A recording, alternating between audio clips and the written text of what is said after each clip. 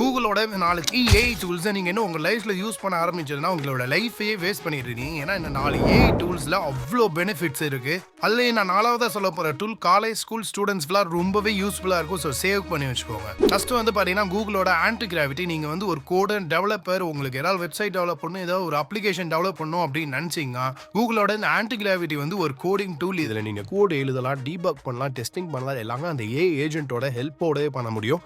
உங்களால் ஈஸியாக அப்ளிகேஷனை பில்ட் பண்ண முடியும். நம்பர் 2, கூகுளோட நானோ பனானா ப்ரோ ஏஐ. இதில் உங்களால் ரியலிஸ்டிக்கான இமேஜஸ் எல்லாம் கிரியேட் பண்ண முடியும். ரொம்பவே யூஸ்ஃபுல்லாக இருக்கும். நம்பர் 3, இந்த ஏஐ வீடியோஸ் எல்லாம் எப்படா ஜென்ரேட் பண்ணுறானுங்க அப்படின்னு நினச்சிங்கன்னா இந்த கூகுள் வியோ 3 யூஸ் பண்ணினா இதை வச்சு உங்களால் ஏஐ வீடியோஸை வெறும் ஒரு ப்ராம்ப்ட் கொடுத்து டெவலப் பண்ணிட முடியும். நம்பர் 4, கூகுளோட நோட்புக் எல்லாம் ரொம்பவே யூஸ்ஃபுல்லாக இருக்கும்.